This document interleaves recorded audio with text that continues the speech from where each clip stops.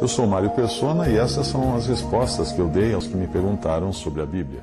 Você escreveu perguntando se o cristão deveria impor a sua cultura, os seus costumes, na escola, no trabalho, nas pessoas desse mundo, cristianizar o mundo. Não, o cristão não deve impor a sua cultura, seus costumes neste mundo por uma razão muito simples. Nós somos estrangeiros aqui. O cristão é estrangeiro.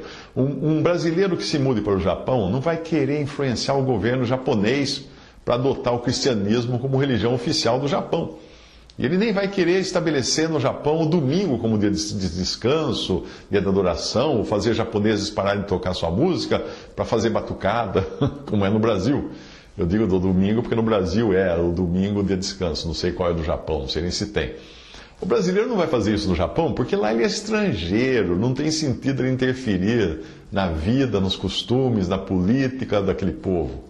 Eu acredito que se nós fôssemos João Batista, ou se vivêssemos na época de João Batista, fôssemos judeus, nós deveríamos tentar mudar as coisas neste mundo e nessa cultura, pelo menos ali em Israel, porque era isso que João Batista fazia com a sua pregação, ele interferia até na vida íntima do rei, que estava tendo um caso lá, né? João Batista tem um ministério, mas não é um ministério nosso. Por quê? Porque ele anunciava o reino que ia ser estabelecido neste mundo. Quando o rei foi rejeitado, condenado à morte, o reino ficou postergado, adiado para a volta do rei em glória, não faz sentido algum nós tentarmos arrumar, consertar um mundo que está maduro para o juízo. Seria como reformar e pintar aqueles navios que a marinha usa de alvo nos exercícios militares, ficam dando tiro no navio para afundar, para testar as armas. Por outro lado, nós vemos o Senhor e os seus discípulos agindo de modo bem diferente, porque eles andavam como estrangeiros aqui nesse mundo. Se eles tiveram alguma influência no mundo, na sociedade, foi por causa das suas vidas. Foi pela fragrância de Cristo que os discípulos levavam, não pelo discurso contra autoridades, ou contra o mundo, ou contra os sistemas. Não. Foi pela luz, não pelo fogo. Foi pelo sal, não pelo vinagre. Achar que a cultura cristã pode arrumar as coisas num mundo de incrédulos é tentar estabelecer o reino, como aqueles que professam a teologia do domínio tentam fazer isso. As religiões católicas e protestantes fundamentalistas tentam fazer isso há séculos, cristianizar o mundo para estabelecer o reino de Cristo, mas isso é errado.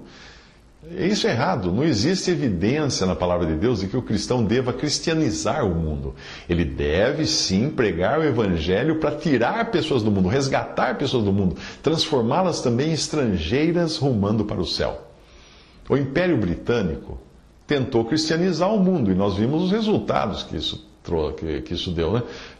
Não é muito diferente da doutrina norte-americana também, de espalhar a sua política por todo o mundo.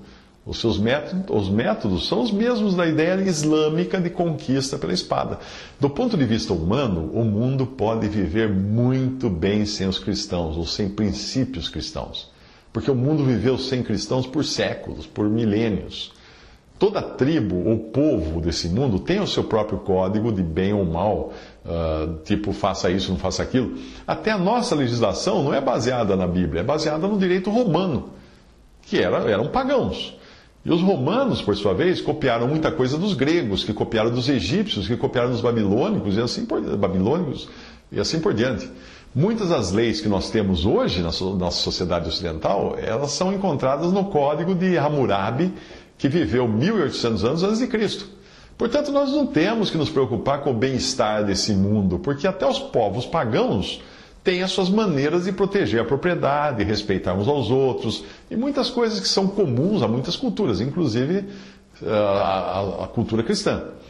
O problema é que quando nós falamos em interferir como cristãos nesse mundo, nós lemos em Gálatas 5:22 como se estivesse impresso ao contrário.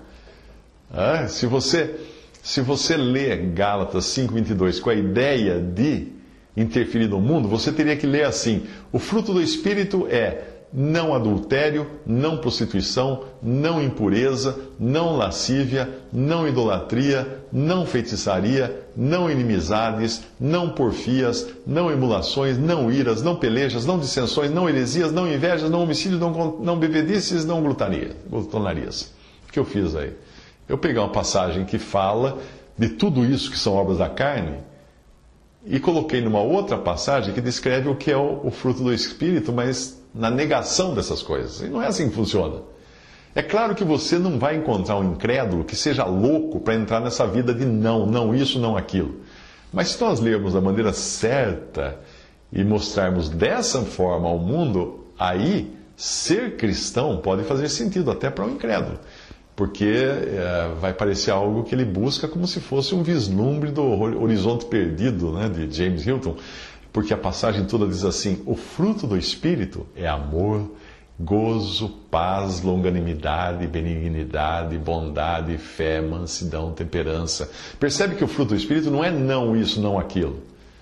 São as coisas, as evidências do Espírito na pessoa. Coisas assim são até ensinadas pelos recursos humanos das empresas de hoje, porque todo mundo quer viver e trabalhar com pessoas assim.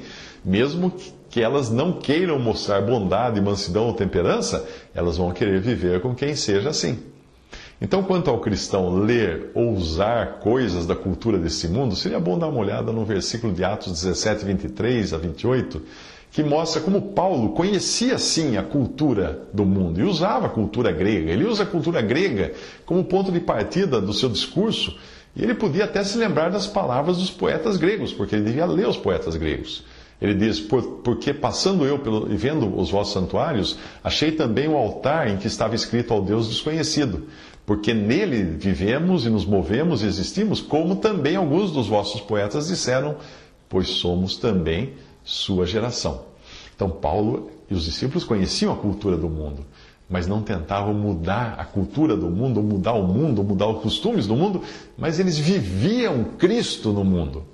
Eles estavam no mundo por Cristo, assim como Cristo está hoje no céu pelos cristãos, eles estavam no mundo por Cristo.